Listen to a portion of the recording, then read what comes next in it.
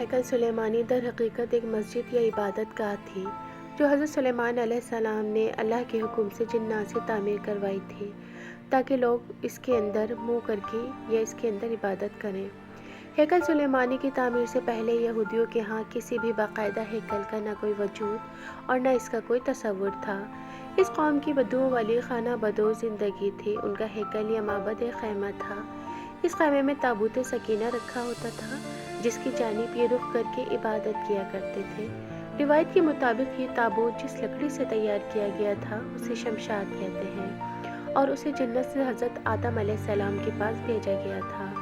یہ تابوت نسل در نسل انبیاء سے ہوتا ہوا حضرت موسیٰ علیہ السلام تک پہنچا تھا۔ اس مقدس صندوق میں حضرت موسیٰ علیہ السلام کا عصا، من و سلوہ اور دیگر انبیاء کی یادگاریں تھیں۔ یہودی اس تابوت کی برکت سے ہر مصیبت پریشانی کا حل لیا کرتے تھے۔ مختلف اقوام کے ساتھ جنگوں کے دوران اس صندوق کو لشکر کے آگے رکھا کرتے، اس کی عبادت سے ہر دشمن پر فتح پایا کرتے۔ جب حضرت داؤد علیہ السلام کو بادشاہت عطا ہوئی تو آپ نے اپنے لیے ایک باقاعدہ محل تعمیر کروایا۔ ایک دن ان کے ذہن میں خیال آیا کہ میں خود تو محل میں رہتا ہوں جبکہ میری قوم کا معبد آج بھی خیمے میں رکھا ہوتا ہے۔ یہ بائبل کی روایت ہے جیسے بائبل میں ہے۔ بادشاہ نے کہا، میں تو دیودار کی شاندار لکڑی سے بنے ہوئے ایک محل میں رہتا ہوں مگر خدا ان کا تابوت ایک خیمے میں پڑا ہوا ہے۔ چنانچہ آپ نے ہیکل کی تعمیر کا ارادہ کیا اور اس کے لیے ایک جگہ کا تعین کیا گیا۔ ماہرین نے آپ کو مشورہ دیا کہ اس ہیکل کی تعمیر آپ کے دور میں ناممکن ہے، آپ اس کا ذمہ اپنے بیٹے حضرت سلیمان علیہ السلام کو دے دیجیے۔ چنانچہ حضرت سلیمان علیہ السلام نے 930 قبل مسیح اور 970 قبل مسیح کے دوران اپنے دور حکومت کے چوتھے سال میں اس کی تعمیر کا باقاعدہ آغاز کیا۔ آج اس کی بناوٹ اور مضبوطی سے اندازہ کیا جا سکتا ہے کہ یہ تعمیر انسانوں کے بس کی بات نہیں تھی۔ اتنے بھاری اور بڑے پتھروں کو ان جنات کی طاقت سے چنا گیا تھا جن پر حضرت سلیمان علیہ السلام کی حکومت تھی۔ ہیکل کی پہلی تعمیر کے دوران ہی حضرت سلیمان علیہ السلام اس دنیا سے رخصت ہو گئے تھے، لیکن جنات کو پتہ نہ چل سکا اور انہوں نے ہیکل کی تعمیر مکمل کر دی۔ یہ واقعہ آپ نے بھی پہلے پڑھا ہوگا کہ حضرت سلیمان علیہ السلام کی روح اللہ نے دوران عبادت ہی قبض کر لی، لیکن اس کی ترکیب اس طرح بنی کہ آپ ایک لکڑی پر سر اور کمر رکھ کر عبادت میں مصروف ہو گئے اور اس لکڑی کے سہارے سے یوں لگتا تھا کہ آپ اب بھی عبادت ہی کر رہے ہیں جبکہ آپ کا انتقال ہو چکا تھا۔ بہرحال یہ ہیکل معبد یا مسجد بہت عالیشان اور وسیع و عریض تعمیر کی گئی تھی۔ حضرت سلیمان علیہ السلام کی وفات کے بعد اس میں 3 حصے کر دیے گئے تھے۔ بیرونی حصے میں عام لوگ عبادت کیا کرتے تھے، اس سے اگلے حصے میں علماء جو کہ انبیاء کی اولاد میں سے ہوتے ان کی عبادت کی جگہ تھی، اس سے اگلے حصے میں جسے انتہائی مقدس سمجھا جاتا تھا اس میں تابوت سکینہ رکھا گیا تھا۔ اس حصے میں کسی کو بھی داخل ہونے کی اجازت نہیں تھی سوائے سب سے بڑے عالم پیش امام کے۔ وقت گزرتا رہا، اس دوران بنی اسرائیل میں پیغمبر مابعوث ہوتے رہے۔ یہ قوم بد سے بدتر ہوتی رہی۔ یہ کسی بھی طرح اپنے گناہوں سے توبہ طائب ہونے یا ان کو ترک کرنے کے لیے تیار نہیں تھی۔ یہ ایک جانب عبادتیں کیا کرتے، دوسری جانب اللہ کے احکام کی صریحاً خلاف ورزی بھی کرتے تھے۔ ان کی اس دوغلی روش سے اللہ پاک ناراض ہو گیا۔ ان کے پاس ایک بہت بڑی تعداد میں انبیاء بھی بھیجے گئے، لیکن یہ قوم سدھرنے کو تیار نہ تھی، حتیٰ کہ ان کی شکلیں تبدیل کر کے بندر اور سور تک بنائی گئی، لیکن یہ گناہوں سے باز نہ آئے۔ تب اللہ نے ان پر لعنت کر دی۔ 586 قبل مسیح میں بخت نصر نے ان کے ملک پر حملہ کیا، ان کا ہیکل مکمل طور پر تباہ برباد کر دیا۔ ہیکل میں سے تابوت سکینہ نکالا، 6 لاکھ کے قریب یہودیوں کو قتل کیا، 2 لاکھ یہودیوں کو قید اور اپنے ساتھ بابل عراق لے گیا، جہاں سے باہر یہودی غلاموں کی ایک بستی تعمیر کی جس کا نام تل ابیب رکھا گیا۔ 70 سال تک ہیکل صفحہ ہستی سے مٹا رہا۔ دوسری طرف بخت نصر نے تابوت سکینہ کی شدید بے حرمتی کی اور اسے کہیں پھینک دیا۔ کہا جاتا ہے اس حرکت کا عذاب اسے اس کے ملک کو اس طرح ملا کہ سن 539 قبل مسیح میں ایران کے بادشاہ سائرس نے بابل یعنی کہ عراق پر حملہ کر دیا اور بابل کے ولی عہد کو شکست فاش دے کر بابلی سلطنت کا مکمل خاتمہ کر دیا۔ سائرس ایک نرم دل اور انصاف پسند حکمران تھا۔ اس نے تل ابیب کے تمام قیدیوں کو آزاد کر کے ان کو واپس یروشلم جانے کی اجازت دے دی اور ساتھ میں ان کو ہیکل کی نئے سرے سے تعمیر کی بھی اجازت دے دی۔ ساتھ میں اس کی تعمیر کے لیے ہر طرح کی مدد فراہم کرنے کا وعدہ بھی کر لیا۔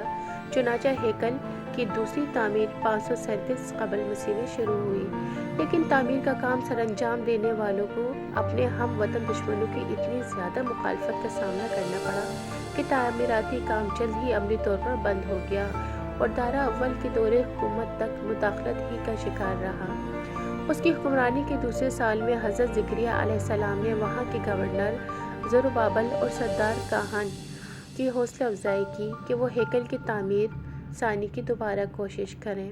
انہوں نے مثبت رد عمل کا اظہار کیا اور پوری قوم کو پرجوش تائید اور ایرانی حکام اور بذات خود بادشاہ کی آشیرواد سے ہیکل ثانی اپنی اضافی تعمیرات سمیت 4.5 سال کے عرصے میں پائے تکمیل کو پہنچا۔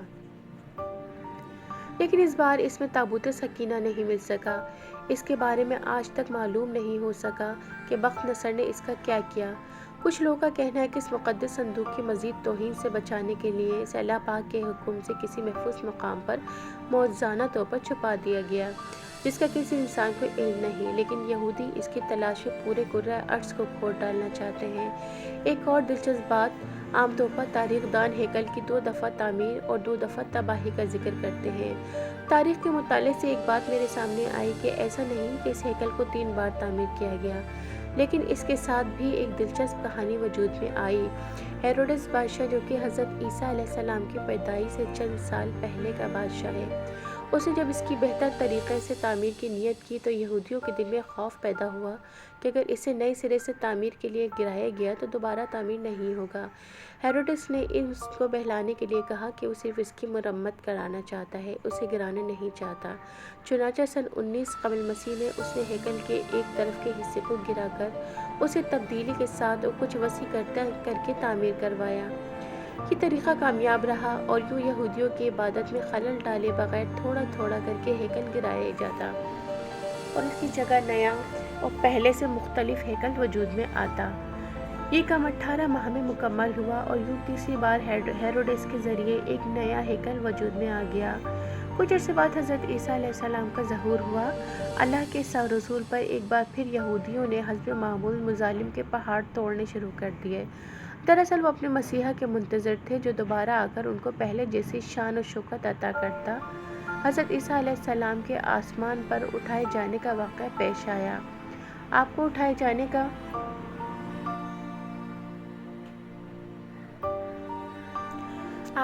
جانے کے 70 سال بعد ایک بار پھر یہودیوں پر اللہ کا عذاب نازل ہوا۔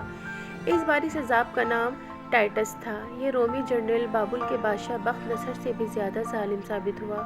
اس نے ایک دن میں لاکھوں یہودیوں کو تحقیق کر دیا۔ اس نے ہیروڈس کے بنائے ہوئے عظیم الشان ہیکل کی اینٹ سے اینٹ بجا دی اور یہودیوں کو ہمیشہ کے لیے یروشلم سے باہر نکال دیا۔ یہودی پوری دنیا میں بکھر کر اور رسوا ہو کر رہ گئے۔ کم و بیش 1800 سال تک بھٹکنے کے بعد برطانیہ نے جب فلسطین پر قبضہ کیا تو ساتھ ہی ایک ناجائز بچے اسرائیل کو فلسطین میں جنم دے دیا اور یوں صدیوں سے دھکے کھانے والی قوم کو ایک بار پھر اس ملک اسرائیل میں اکٹھے ہونے رہنے کی اجازت مل گئی۔ لیکن یہ قوم اپنے ہزاروں سال پرانی گندی فطرت سے باز نہ آئی اور یہ برطانیہ کے جنم دیے ہوئے اسرائیل تک محدود نہ رہے۔ ایک بار پھر ہمسائے ممالک کے لیے اپنی فطرت سے مجبور ہو کر مصیبت بننے لگے۔ 5 جون 1967 کو اس نے قوم شام کی گولان کی پہاڑیوں پر قبضہ کر لیا۔ 1968 میں اردن کے مغربی کنارے پر قابض ہو گئے۔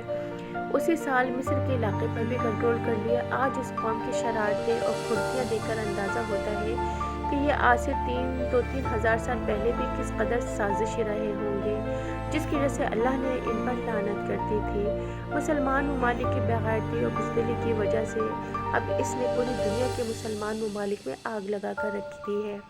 اب ان کا اگلا مشن جلد از جلد اس ہیکل کی تعمیر ہے اور اس ہیکل میں تخت داؤد اور تابوت سکینہ کو دوبارہ رکھنا ہے تاکہ ایک بار پھر یہ اپنے مسیح یہودی زبان کا لفظ ہے مسیح کے آنے پر پوری دنیا پر اپنی حکومت قائم کر سکیں۔